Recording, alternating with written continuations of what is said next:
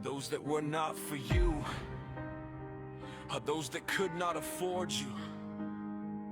And what looked like rejection was merely their acceptance of the recognition of your reflection as the created image of something priceless, bought and paid for with the blood of the one that made you righteous. They did not fail to see your potential. What they gleaned were sparks and beams of an emerging glory within you, and the potential that light within you would reveal existing chains in themselves that remain, binding a heart still willingly sinful.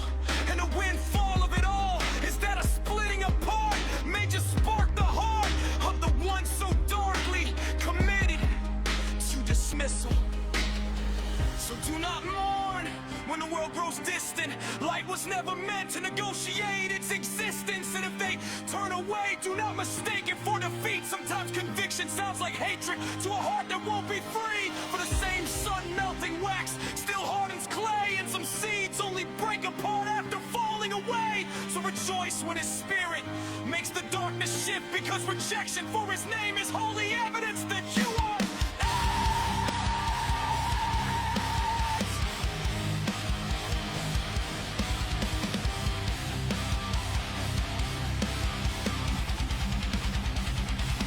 Christ himself was despised, acquainted with rejection, not because love was absent, but because truth demands reflection. For darkness has a way of trembling at exposure, and bound hearts often war against the freedom spanning in. And yet still he stretches hands toward the ones that pierced him, knowing even hardened soil can soften when God reaches it. So never answer bitterness with bitterness. Return for a witness wrapped in love leaves embers that still burn. And what feels like separation may simply be the plow breaking ground beneath the surface they themselves cannot see now. Because eternity has witnessed many prodigals begin as those who once resisted the light confronting them. So do not mourn when the world grows distant. Light was never meant to negotiate its existence. And if they turn away, do not mistake it for defeat. Sometimes conviction sounds like hatred to a heart that won't be free.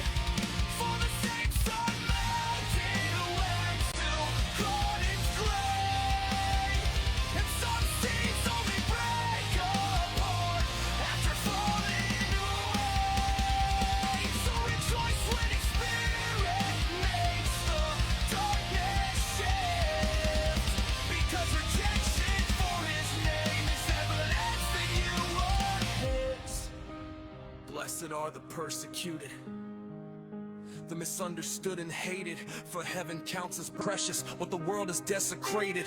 And every wound endured for the sake of Christ's name becomes another testimony that the old man has been slain. So carry love without apology, hold truth without retreat, for salt that loses savor cannot heal what it should reach. And if your life costs comfort to reveal the living King, then let your surrender preach what your lips could never sing, because the goal was never fitting in with those still loving night.